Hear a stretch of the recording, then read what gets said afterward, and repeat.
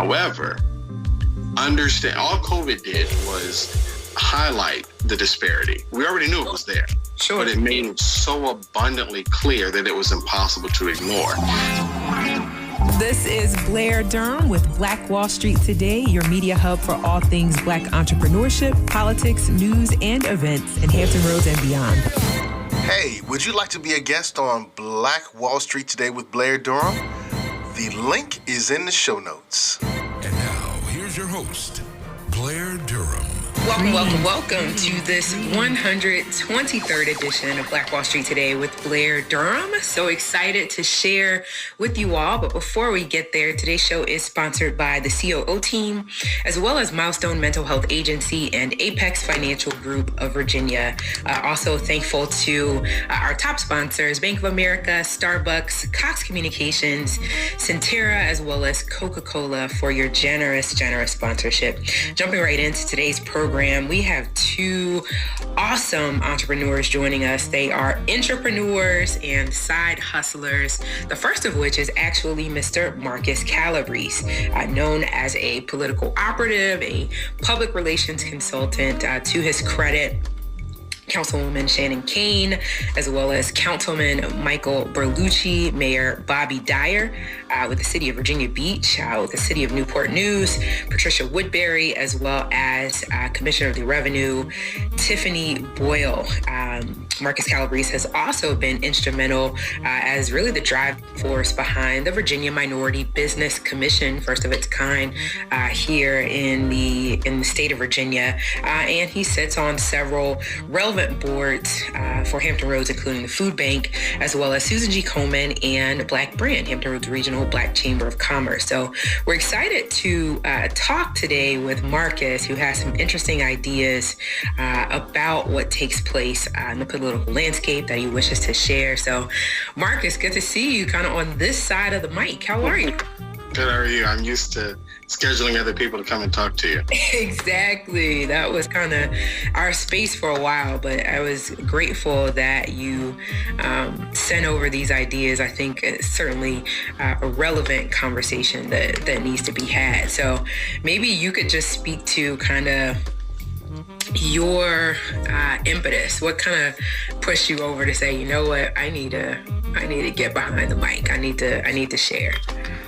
Well, it's definitely different to talk about it, but it's a little challenging, and it can be kind of frustrating seeing all these campaigns that are going on, and meeting some of the candidates and having met so many politicians before. I hope and I really want to encourage voters and help kind of educate voters on some of the things, some of the pitfalls to look out for when it comes to these campaigns, some of the questions that they should be asking, and really kind of give these campaigns and the candidates really challenge them to really take it as more of a responsibility instead of just an opportunity to ascend to higher office or even just a different office, if they're not already elected. But really kind of want to push voters and the general public to really ask tougher questions that should be asked. And a lot of them are just things that people might overlook. Yeah, I think you raised definitely an interesting point that there's got to be a bit more kind of voter responsibility, right? Instead of just what we've seen, voting based on popularity, et cetera, et cetera. So, and I know you bring such a breadth of experience to this conversation, working directly with the candidates. You talk about the disproportionate impact of COVID-19 on the Black community, right? What becomes the conversation that we need to be having now with elected officials? Well, what I would love for someone to ask, I'd love for everyone to ask, for these elected officials who are currently there, and especially the ones who are running, I want to know, and everyone should want to know, what have they done prior to COVID? Now, in the sense of course, people voted for stimulus packages. They voted for increasing grant levels across the board. And there's a lot of things that they have done that we aren't aware of. But they'll be sure to tell us that. They'll be sure to tell us the good stuff, as they should, and they should get credit for that. However, understand, all COVID did was highlight the disparity. We already knew it was there. Sure. But it made it so abundantly clear that it was impossible to ignore. So with these elected officials who are already in office, knowing those disparities were there, having seen the numbers of those disparities prior to, what did they do beforehand that not could have necessarily prevented COVID, but would have had communities better prepared? That's, and I think that's a fair question. Did they vote for Medicaid and the expansion of all that? That's wonderful. What piece of paper, what legislation did this state senator or this state delegate's office, what did they sponsor? Not what did they co-sponsor? What paper did their pens touch? What did they do? What funding did they advocate for? Now, if a delegate or a state senator said, well, I tried to create more free clinics, fair game. That's the kind of, or, well, we tried to get more support for nurses. Okay, that's something. But if someone just tries to give lip service to say, well, we work to expand Medicaid, and that's why we always, no. What did you do? To actually, and I think people really need to ask them that. What did you do prior to COVID, prior to the abundance of awareness? I'm not sure that's the right phrase, but we always knew there were issues with police brutality. What did they do beforehand? Have they ever toured a police precinct? They'll have a town hall in the high-income neighborhoods. Have they had a town hall with these police officers to see, one, what in the world is going on? Number two, why are your arrests in this community higher than over here? And at the same time, what training do they need? I'm all for fully staffing police departments and making sure they have better paid training. That's fair. But did they push for training? Did they push for not only making sure they get the resources? They'll always say, we need to make sure our police are fully staffed and they have the resources they need. What legislation did you pass to make sure that they were trained on special needs? You remember there was a situation a few years ago where a young man was shot and they found out he had autism. And that's not necessarily the police officer's job, but they're going to come across instances where they're going to be dealing with people who have special needs, people who have different religious cultures, people who have different scenarios. And we understand that they're people, but what type of legislation did they pass beforehand? I don't mean to go off on a tangent, but but things like that. We need to know what they've actually done in regards to these issues. Okay. So really your vantage point has to do with a lack of preparation, right? That a lot of the legislation that we're seeing now is reactionary, whereas if there had been something on the front end, maybe this blow would not be as devastating. Is that... Yeah. I was driving down, if you go down the ocean front of Virginia Beach, and I'm trying to think of the part of the neighborhood. But basically, so when you get down to the ocean front of Virginia Beach, and if you just keep going left, not by all the touristy area, but if you keep going left and you get towards Shore Drive, that is the smoothest street you will ever drive on. Smoothest street. They had to think about that beforehand. And it's a very high-income area. But it's the same concept. You thought about it. It was something that you planned to do. It was something that you were paying attention to. They made sure that neighborhood was going to be taken care of. Okay, well, when we knew back in December and January that COVID was in China, then we knew it was in Seattle.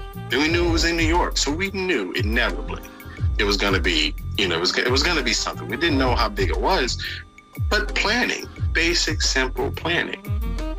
Yeah. A lot of the planning that you speak of, cities have 50, 100, 150-year kinds of plans that they build and adopt, right? So we're talking about, obviously, systems. We're talking about institutions. my personal vantage point probably doesn't matter here, so I won't interject it. I mean, I can see where you're coming from. I mean, I do think that if we're going to participate, then it pays to vet the candidates beyond what they're saying on the platform, right? Yeah. We can check their records. I get it, for sure. You mentioned here as well a piece regarding the Minority Business Commission. So, and this is certainly near and dear to my heart with the work that we do with Black Brand. And in fact, if you just tuned in, this is Blair Durham with Black Wall Street Today, talking with Marcus Calabrese, a operative, a public relations consultant, a public servant of sorts, one of the driving forces behind one of the newest commissions in the state, the Minority Business Commission. What is the purpose of the MBC? When you think about some of the other programs, you know, SWAM and Small Business Supply Diversity, what does MBC need to do for the minority business community? Well, it originally started, I've been passionate about it for a long time. And a lot of the credit goes towards Commissioner of the Revenue Tiffany Boyle and former Councilwoman Shannon Kane in Virginia Beach. Shannon was the liaison. While she was on city council, she was the liaison to the Minority Business Council there. And they've done a lot of this work already at the city level. So we decided, well, how about taking these ideas statewide? So it's something as simple, and I hope I get this right, but something as simple as debundling. So let's say the city's going to build a brand new school. Well, instead of giving that to one of the larger firms, one of the larger contracting firms, they can, sure, maybe the building is put up by the larger firm, but the AV equipment inside and the desks and the flooring and the bathrooms can be designed by local firms. You know, it gives everyone a bit of a shot. There's a lot more to it than that, but why not take a lot of those issues to the state level? So we had Tiffany Boyle, Shannon Kane, Councilman Benny Zhang in Williamsburg get together with the Richmond Minority Business Office and start really having these discussions. And the original point was to focus on two things. One, helping municipalities, helping cities across the state address their own disparities, kind of helping them set up their own shop, whether that's a minority business task force, council, commission, however they decide to do it. And in some cities, there might not even be that many minorities. Maybe they need to look at veteran-owned businesses. You know, maybe they need to look at women-owned businesses, whatever it was, to look at how they can set up shop to get more opportunities and more equity in local cities. Secondly, was to provide a sounding board in regards to policy and guidance for the General Assembly and the executive branch, the governor, lieutenant governor, et cetera. So that was the original purpose. Let me ask you this, and this could be considered a tangent, but for those that may be interested in being a part of something like this, the Minority Business Commission or any kind of commission, what is the process for joining such a group? How could I become a part of a Minority Business Commission if that was something that I desired? Is it a straightforward process? Is there a website I can go to, a link that I can follow, an application I can submit? How could I get there? Well, I'm probably going to get in trouble for saying this, but I'm going to tell you the truth. So right. There's a process, and then there's a way that it happens. So the process is, you literally can just Google Virginia State Boards and Commissions, and a link will come up, and it'll show you. Click around. It's pretty easy. You got to, just look around, and it'll show you the different boards and commissions, and there are tons. Even when it comes to educational or economic boards, they even break them down into certain causes or areas of focus. So there's tons of opportunity. It is worth looking at. However, from what I've seen, you do apply. That is important to apply. But then the outside of that, you also want to make sure that you do contact your General Assembly reps, your state delegate and your state senator, and So a lot of times it's going to be, yep, there you go. It's going to be not based on, but influenced by your legislative person. Contacts do matter. For instance, I won't give the individual's name, but I was trying to help a certain individual get on a state board of commissions, and we were told to apply, just like on the website that you're looking at. And so we did that and heard nothing for about a year and a half. So we were doing something and started making a little bit of noise. And all of a sudden, a state board of commission came available, you know? And so we were grateful for that. But there are a lot of these seats that are still available. That one seat in particular had been available for a while. You know, we just weren't aware of it. So, so it does matter, your contacts. Try to go as high as you can. If you know your local state senator or state delegate, and if they're brand new, sure, they might be able to help you. But if you know someone who's been there 2, 3, 4 terms, that's even better. You know, that's even better. So contacts do make a huge difference in that. But they're going to say, go online and apply. And you should. Got it. But, okay. And is the NBC looking for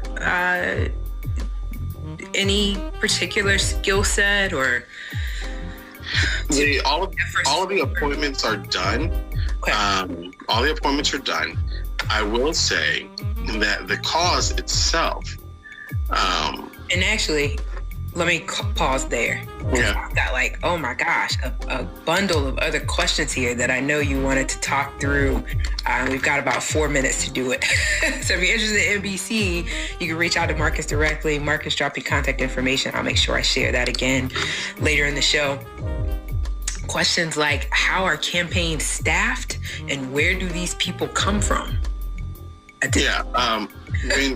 When voters are talking to candidates, you do want to get an idea of kind of how they started. There are some candidates, like I remember trying to get you to run, Blair.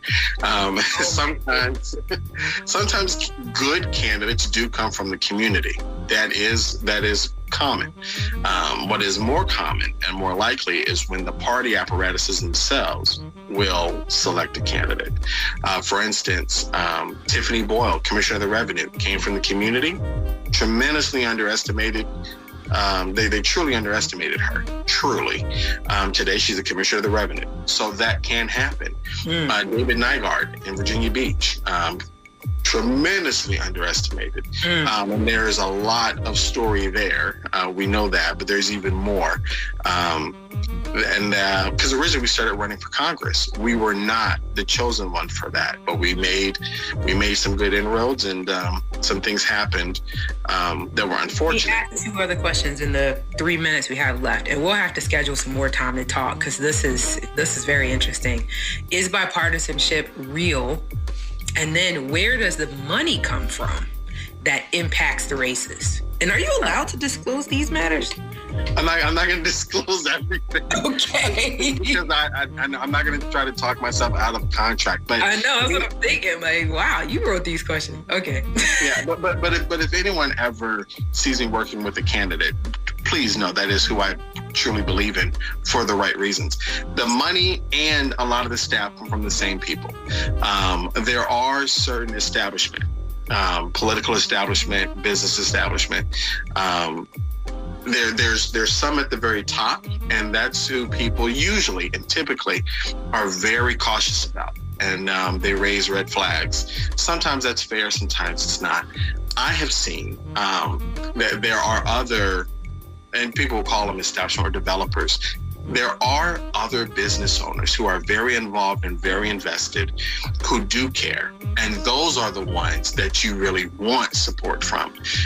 But the ones, the tycoons, the PACs that are coming in, the vast majority of the money that you'll see spent in General Assembly races this year will come from New York, Chicago, California, everywhere but here. So watch out for that. The staff usually comes from donors, political friends, political family members, and that's fine. But the challenge is, if you want your candidate to talk about minority business issues or public health, if the staff or the Senate person, the Senate candidate they're 22 or 23, and there's nothing wrong with young people, but they're 22, 23 years old, and they haven't had an eviction notice, they haven't had a car repossessed, they're not worried about student loans or how it affects their daily life and where their kid goes to school. So when people talk to these candidates, talk to their staff too, because that's who's giving them the advice right before they come and talk to you. Got it. Marcus, we're out of time, man. We have no seconds left, but I do want you to just provide your phone number, email address. How would you like to be contacted if that's appropriate? Yeah, just 757-663-8720, 663-8720, and my email. And if this goes on Facebook, I can just put it in there, but just Marcus@imagecapitalgroup.com. Marcus@imagecapitalgroup.com. Marcus, thanks so much. We'll certainly want to have you back.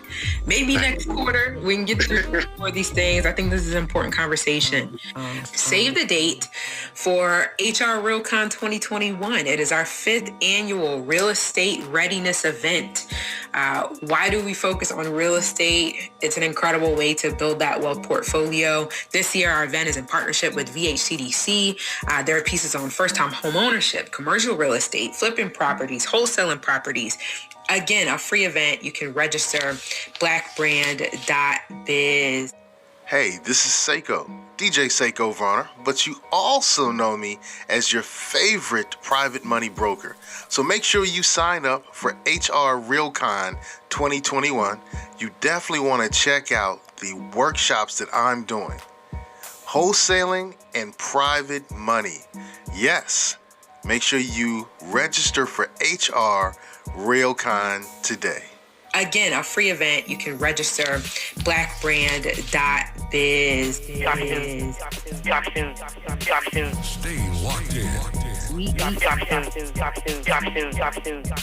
This show was brought to you by the consulting services of Positive Vibes Incorporated. We do debt restructuring, we help with credit repair, and we put money into the pockets of real estate investors.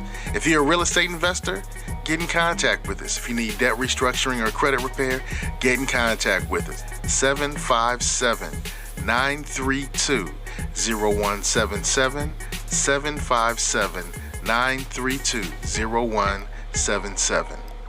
Phenomenal. Stay with us online at Black Wall Street Today on Facebook and Black Wall Street Today on Instagram, and then follow us on Twitter as well at BWS Today. We look forward to talking again next week. Have a wonderful week. I have said, and I will continue to say, that the most important priority for the Black community is the Black community, not a particular political party. Phenomenal. Hey, yo, when I say black, you say Wall Street. Black.